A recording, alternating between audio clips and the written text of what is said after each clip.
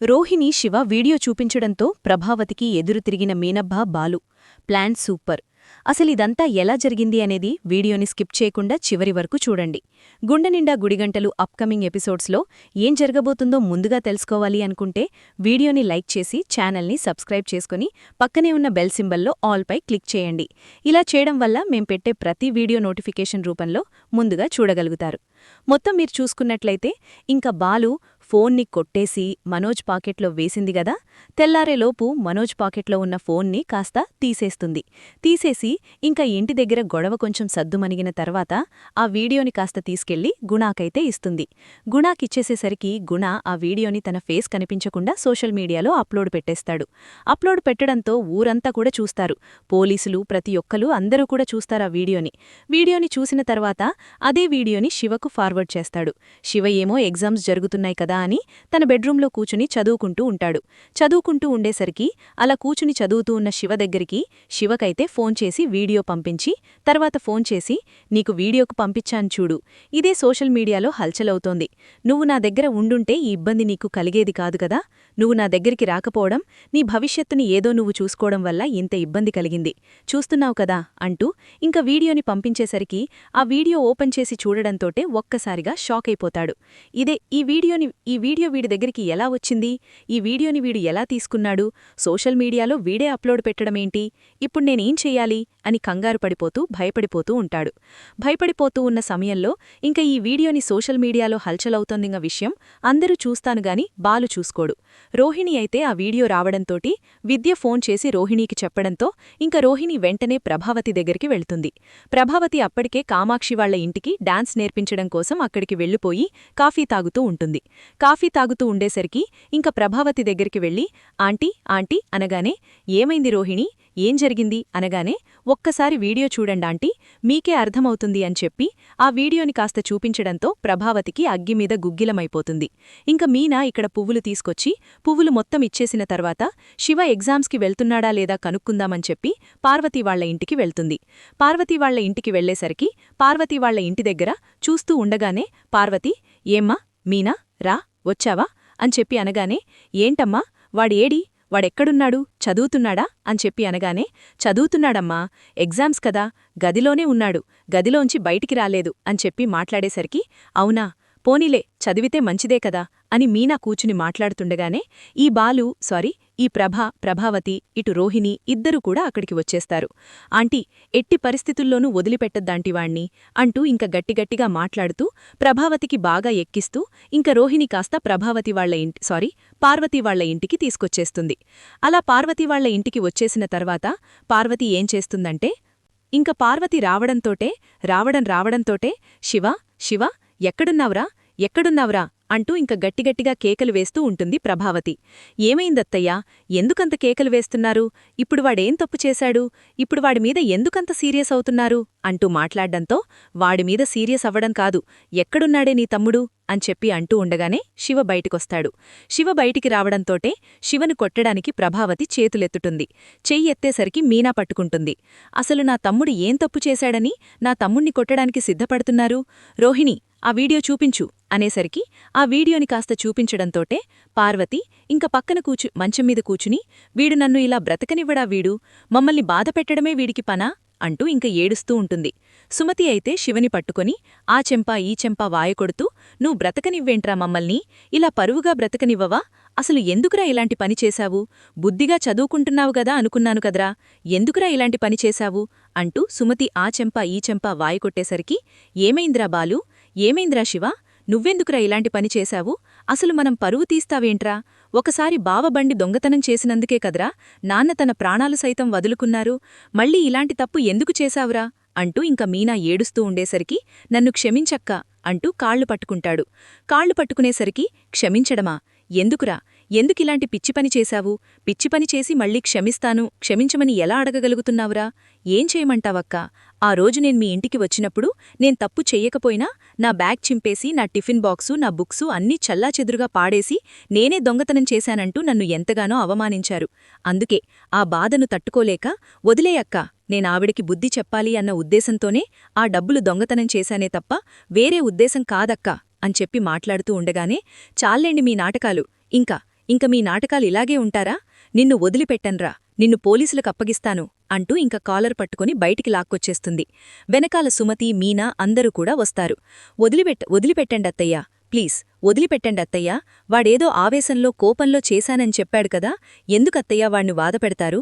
అసలే వాడు చేసిన పనికి పశ్చాత్తాపంతో కుమిలిపోతున్నాడు. దయచేసి వదిలిపెట్టండత్తయ్యా అంటూ ఇంక మాట్లాడ్డంతో ఈలోపు కాలనీ వాళ్లంతా కూడా వచ్చేస్తారు.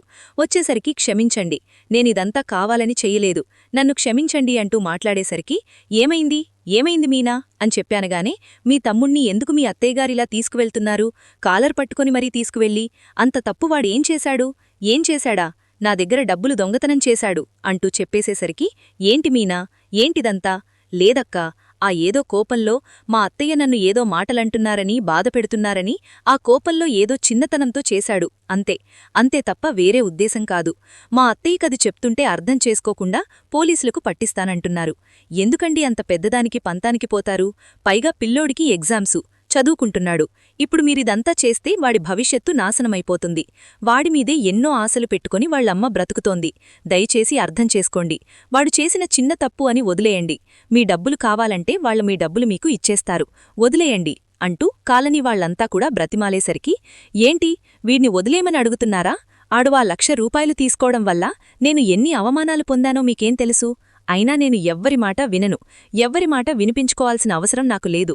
నేను ఖచ్చితంగా వీణ్ణి అరెస్ట్ చేయిస్తాను, పోలీస్ కంప్లైంట్ ఇస్తాను అని చెప్పి అక్కడ్నుంచి ప్రభావతి వాణ్ణి వదిలేసి సరాసరి వెళ్ళి ఇంక రోహిణి చెప్పి పోలీసులకు అప్పగించాలి. ఆ మీనా పొగరు అనగాలి, ఆ శివ పొగరు అనగాలి అంటే ఖచ్చితంగా మీరు పోలీస్ కంప్లైంట్ ఇవ్వాలి ఆంటీ అని చెప్పి రెచ్చగొట్టి మరీ పోలీస్ కంప్లైంట్ ఇప్పించేస్తుంది. ఇప్పించేసేసరికి బాలు ఏం తెలియనట్టు ఇంటికి వస్తాడు. ఇంటికి వచ్చే ఆడు చూడడు కదా వీడియో. ఇంటికి వచ్చేసరికి మీనా అంటూ పిలవడంతో, ఇంకెక్కడ మీనా అంటూ ప్రభావతి మొత్తం విషయం చెప్తుంది. ఏంటి ఇంత జరిగిందా? ఇప్పుడు మీనా ఎక్కడుంది అనగానే వాళ్ల పుట్టింట్లోనే ఉంది అనేసరికి సరాసరి అక్కడికి బయల్దేరి వెళ్తాడు బాలు వెళ్లేలోపే, శివ అసలు ఏంటిదంతా? నువ్వు డబ్బులు దొంగతనం చేయడమేంటి? అసలిదంతా ఏంట్రా? ఇప్పుడు మీ బావకు తెలిస్తే మీ బావ నిన్ను బ్రతకనిస్తారా అనగానే, బావకి ఇవన్నీ ముందే తెలుసక్కా అని చెప్పనిసరికి ఒక్కసారిగా మీనా షాక్ అయిపోతుంది. ఏంట్రా, ఏమంటున్నావ్? బావకి ఈ విషయం ముందే తెలుసా అనగానే, అవును, బావ నా చెయ్యి విరగ్గొట్టింది కూడా దీని గురించే. ఈ వీడియో బావకు దొరికిన తర్వాతే బావ నా చెయ్యి విరగ్గొట్టి నాకు బుద్ధి చెప్పాలనుకున్నారు. కాని నేను బావ నన్ను కొట్టారు, ఆ గుణం మీద ఉన్న ప్రేమతో, బావమీద ఉన్న కోపంతో కావాలని మీకు నేను వేరేలా చెప్పాను. నిజానికి బావ నా చెయ్యి విరగ్గొట్టడానికి కారణం ఇదే. ఈ విషయం మరి నాకెందుకు చెప్పలేదురా అనగానే, మీ అక్కకుగాని మీ అమ్మకుగాని చెప్తే తట్టుకోలేరు. వాళ్లు నీమీద ఎన్నో ఆశలు పెంచుకున్నారు. ఇక మీదటైనా నువ్వు జాగ్రత్తగా ఉంటే బాగుంటుంది అని చెప్పి అనేసరికి, మొదనష్టపోడా, నువ్వు నా కడుపుని చెడపుట్టావు కద్రా. నువ్వు పుట్టగానే చనిపోయుంటే మాకిన్ని అవమానాలు జరిగేవి కాదు. నా పసుపు కుంకాలు దూరమయ్యేటట్టు చేసింది నువ్వే. నీవల్లేరా. నువ్వసలు దేనికోసం బ్రతకడం, నువ్వు దేనికోసం ఉండడం అంటూ శివను పట్టుకొని ఇంక పార్వతి తిట్టడం మొదలుపెడుతుంది. ఈలోపు బాలు రావడంతోటే మీనా బాలుని పట్టుకుని ఏడుస్తూ ఉంటుంది.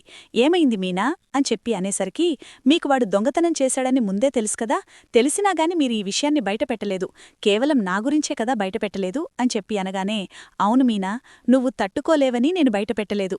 నువ్వు చూసి తట్టుకోలేవు. నా తమ్ముడిలాంటివాడా అని నువ్వు బాధపడతావు.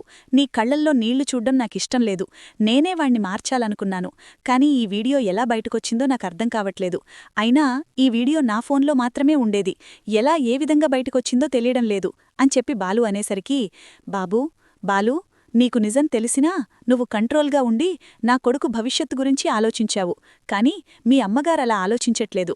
మీ అమ్మగారు పోలీస్ కంప్లైంట్ ఇస్తున్నారు అనేసరికి, నన్నొచ్చి పోలీసులు తీసుకెళ్ళిపోతారు, నేను బ్రతకను, నేను చనిపోతాను అంటూ గబగబా శివ ఎంత చెప్తున్నా వినిపించుకోకుండా మేడమీదికెళ్ళి దూకడానికి సిద్ధపడిపోతాడు. దూకే, ఇంకెందుకు ఆలస్యం చేస్తున్నావ్? దూకే. నీమీద ఎన్నో ఆశలు పెట్టుకున్న మీ అమ్మ ఆశయాలను, మీ నాన్న ఆశీసులు నీకెప్పుడూ ఉంటాయని చెప్పే మీ అక్కలు పిల్లలందరి ఆశయాలను తుంగలో తొక్కేసి దూకేసి నువ్వు మాత్రం హ్యాపీగా చనిపోదువుగాని. అవును, సుమతికి పెళ్లి సంబంధం కుదిరింది కదా, పెళ్లి కూడా చెడిపోతుంది. ఇంక లైఫ్లో సుమతికి పెళ్లి జరిగే అవకాశం కూడా ఉండదేమో. ఎందుకంటే అన్నీ కుదుర్చుకున్న తర్వాత పెళ్లిపిట్టల వరకు వచ్చిన పెళ్లి సంబంధం చెడిపోయిందంటే ఎవరైనా సరే పిల్ల జాతకం ఏం దోషం ఉందో అందుకే పెళ్లి సంబంధం చెడిపోయింది అని అందరూ అనుకుంటారు. అప్పుడు బాగా ఉంటుంది. దూకేసి నీ ప్రాణాలు తీసుకో, నీకు బోల్డ్ భవిష్యత్తుంది. ఎట్టొచ్చి ఈ కేసే కదా, కేస్ నుంచి ఈజీగా బయటపడచ్చు. అలా బయటపడితే తర్వాత నీ డిగ్రీ ఎగ్జామ్స్ అవుతాయి, నువ్వు మంచి జాబ్ చూసుకోవచ్చు, నువ్వనుకున్నట్టుగా మీ అక్కల్ని మీ అమ్మని కళ్లల్లో పెట్టుకుని హ్యాపీగా చూసుకోవచ్చు. మీ అమ్మ నీ గురించి ఎంతలా కష్టపడుతోంది. నీకు ఊహ తెలిసినప్పట్నుంచి కూడా మీ అమ్మ నీమీద ఆశలు పెంచుకొని నువ్వు గొప్పవాడివవుతావు అని ఎన్నో ఆశలు పెంచుకుంది. నీవల్లే తన భర్త చనిపోయాడు అని తెలిసినా నిన్ను ఏ రోజూ ఒక్క మాట అన్నదే తప్ప ఎప్పుడూ కూడా నిన్ను ఇంట్లోనుంచి వెళ్ళిపోమని గాని ఇంటినుంచి బయటకు గెంటేయడం గాని చెయ్యలేదు. అంత ప్రేమ చూపించే మీ అమ్మ ఆశయాలనన్నింటినీ తొంగలో తొక్కేసి దూకేయ్ అంటూ ఇంక తనని మైండ్ కన్ఫ్యూజన్ చేసి తనకు నేను సపోర్ట్గా ఉన్నాను అన్నది తనకర్థమవ్వాలి అన్న ఉద్దేశం తీసుకొచ్చేంతవరకు మోటివేషన్ చేస్తూనే ఉంటాడు బాలు. ఇంక శివ గబగబా కిందకొచ్చి నన్ను క్షమించు బావా, నన్ను క్షమించు, నువ్వే నన్ను కాపాడాలి బావా అని చెప్పానుగాని ముందు అర్జెంటుగా నువ్వు రా అని చెప్పి వెంటనే నీనాని, బాలు, శివని ముగ్గుర్నీ తీసుకొని ఇంక రాజేష్కి ఫోన్ చేసి రే రాజేష్, నాకీ సహాయం చెయ్యాలి అనగానే సరేరా అని చెప్పి శివని తీసుకొచ్చి రాజేష్ వాళ్ళింట్లో దాచిపెడతాడు. ఇంక బాలు వాళ్లని పోలీసులు అడుగుతారు. శివ ఎక్కడున్నాడు అనగానే మాకు తెలీదు అనేసరికి వాడిని వదిలిపెట్టండి, వాడు ఏ తప్పూ చేయలేదు, వాడు కావాలని చెయ్యలేదు, ఏదో కోపంలో చేశాడు, వదిలిపెట్టండి అంటూ మీనా ఇల్లంతా కూడా స్టేషన్కెళ్ళి బ్రతిమాల్తారు.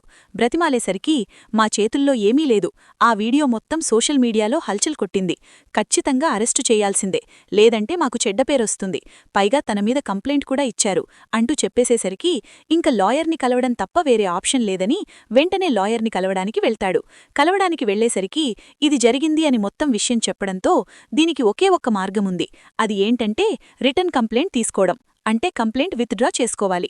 కంప్లైంట్ విత్డ్రా చేసుకుంటేనే గాని ఆప్షన్ ఉండదు అని చెప్పనగానే మీనా బాలు మళ్ళీ ఇంటికొస్తారు. ఇంటికొచ్చి బ్రతిమాల్తారు. బ్రతిమాలి నాన్నా నువ్వైనా చెప్పు నాన్నా, వాడి భవిష్యత్తు బాగుపాడైపోతుంది నాన్నా, ప్లీజ్ నాన్నా నువ్వైనా చెప్పు నాన్నా, వాడి భవిష్యత్తు బాగుండాలి అంటే ఖచ్చితంగా వాడిని కేసు విత్డ్రా చేయాలి నాన్నా, కేసు బ్యాక్ తీసుకుంటేనే గాని వాడిని అరెస్టు చేయకుండా వదిలిపెట్టరు నాన్నా, ప్లీజ్ నాన్నా అంటూ బ్రతిమాలేసరికి ప్రభా, వాడి జీవితాన్ని ఎందుకు నాశనం చేయాలనుకుంటున్నావు?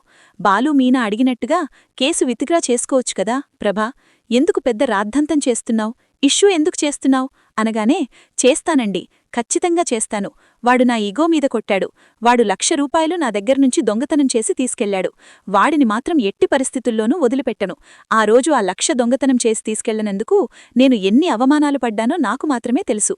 బాలుగాడు నన్ను డైనింగ్ టేబుల్ బోన్లో నిలబెట్టి ఒక దోషిని చూసినట్టు చూశాడు. అదే ₹1,00,000 వాడు దొంగతనం చేయకపోయుంటే నేనా డబ్బులు తీసుకెళ్లి ఆ సేటుకు కట్టేసేదాన్ని కదా, నా పరువు పోయే పరిస్థితి వచ్చేది కాదు కదా అంటూ ఇంక మాట్లాడేసరికి ఇంక ఏం మాట్లాడాలో అర్థంకాక సత్యం సైలెంట్ అయిపోయి నా వల్ల కాదు బాలు, నేనేమీ చెయ్యలేను, నన్ను క్షమించు అని చెప్పి సత్యం కాస్త చెప్తాడు. ఇంక బాలుకి ఏం చేయాలో అర్థంకాదు. వెంటనే లాయర్ దగ్గరికి వెళ్తాడు. లాయర్ దగ్గరికి వెళ్లేసరికి లాయర్, మీరే ఏదో ఒక సలహా ఇవ్వాలి, నాకేం చేయాలో అర్థం కావట్లేదు, మా అమ్మని ఎంత అడిగినా గాని మా అమ్మ ఒప్పుకోవడం లేదు అని చెప్పనగానే మీ అమ్మకు డబ్బంటే ఇష్టముంటుందా అని చెప్పి అనేసరికి ఉంటుంది అనగానే అయితే నేనొక ఐడియా చెప్తాను, దాన్ని బట్టి ఫాలో అవ్వు అని చెప్పి అనగానే సరే అని ఇంక లాయర్ ఒక ఆలోచన చెప్తాడు. ఆలోచన చెప్పేసరికి ఆలోచన బట్టి చెయ్యాలి అనుకుని బాలు వెంటనే మీనా మన దగ్గర ఎంత డబ్బుంది అనేసరికి సుమారు 2 లక్షల వరకు ఉండొచ్చండి అనగానే ముందు ఆ డబ్బులన్నీ తెచ్చేసేయ్ అని చెప్పి ఇంక 2 లక్షల రూపాయలు తెచ్చేసి ఇద్దరు మనుషులు మాట్లాడి ప్రభావతి డాన్స్ స్కూల్ దగ్గరుంటుంది కదా అక్కడికి పంపిస్తారు. పంపించేసరికి ఇక్కడ ప్రభావతి అంటే ఎవరు అనగానే నేనే, ఏంటి అని చెప్పి అనేసరికి శివమీద కేసు పెట్టింది మీరేనా అని చెప్పి అనగానే అవును నేనే అనేసరికి మీరు శివమీద పెట్టిన కేసు విత్డ్రా చేసుకోవాలి. శివని గనిక అరెస్టు చేస్తే మా స్కూల్ రెప్యుటేషన్ దెబ్బతింటుంది. పైగా ఇప్పుడు ఆ అబ్బాయికి ఎగ్జామ్స్. ఇప్పుడు ఈ సమయంలో ఎగ్జామ్స్ సమయంలో ఆ పిల్లోడు ఎగ్జామ్ రాయకపోతే వాడి భవిష్యత్తు నాశనమైపోతుంది. పైగా పోలీసులు అరెస్టు చేశారంటే మేమేదో ఫ్రాడ్ చేశాము అని వాళ్ళనుకుంటారు. అందుకే దయచేసి వాడిని వదిలేయండి అని చెప్పి అనగానే అలా ఎలా వదిలేస్తానండి, అలా ఎలా వదిలేస్తాను, ఎట్టి పరిస్థితిలో వదిలే సమస్య లేదు, వాడిని కోర్టుకెక్కించాల్సిందే, శిక్ష పడాల్సిందే, జైల్లో ఉండాల్సిందే అంటూ మాట్లాడేసరికి లేదు, మీరు గనక కేసు విత్డ్రా చేసుకుంటే మీకు 2 లక్షల రూపాయలిస్తాను అనేసరికి ఒక్కసారిగా ప్రభావతి షాక్ అయిపోతుంది. ఏంటి 2 లక్షలిస్తారా అనగానే అవును, ఇది మా కాలేజీకి సంబంధించిన విషయం. దీన్ని పెద్ద ఇష్యూ చేశారంటే చాలా పెద్ద ప్రాబ్లం వస్తుంది. సో అందుకని 2 లక్షల రూపాయలిస్తాము. మీరు కేసు విత్డ్రా చేసుకోవాలి. ఆ అబ్బాయి మీద ఇంక ఎలాంటి కేసు పెట్టకూడదు. అలా అయితేనే నేను డబ్బులు మీకిస్తాను అనేసరికి తప్పకుండా అనగానే ముందు మీరు కేసు విత్డ్రా చేసుకుని రండి, నేనిక్కడే వెయిట్ చేస్తాను, అప్పుడు వచ్చాక అప్పుడు అమౌంట్ గురించి మాట్లాడుకుందామని చెప్పి వాళ్లు చెప్పడంతో ప్రభావతి గబగబా పోలీస్ స్టేషన్కి వెళ్లి కేసు విత్డ్రా చేసుకుంటుంది. ఇంక వాళ్లు తిరిగొచ్చి ప్రభావతి తిరిగొచ్చేంతవరకు అక్కడే ఉంటారు. అక్కడే ఉండేసరికి నేను కేసు విత్డ్రా చేసేసుకున్నాను అనగానే ఇదిగోండి మీ 2 లక్షలు, ఇంక మీరు ఎట్టి పరిస్థితిలో కేసు పెట్టడానికి వీల్లేదు అంటూ చెప్పేసేసరికి సరే అని ఇంక అక్కడి నుంచి కాస్త బాలు వాళ్లకి ఫోన్ చేస్తాడు. కేసు విత్డ్రా చేసేసుకున్నామనగానే ఇంక పోలీస్ స్టేషన్లో పోలీసులు పిలిచి కేసు విత్డ్రా చేసుకున్నారు. ఇంక ఏం ఇబ్బంది లేదు, ఇకెప్పుడు ఇలాంటి తొందరపాటు నిర్ణయం తీసుకోవద్దని చెప్పు మీ బామ్మదికి అని చెప్పి అనేసరికి సరే అని ఇంక సరాసరిగు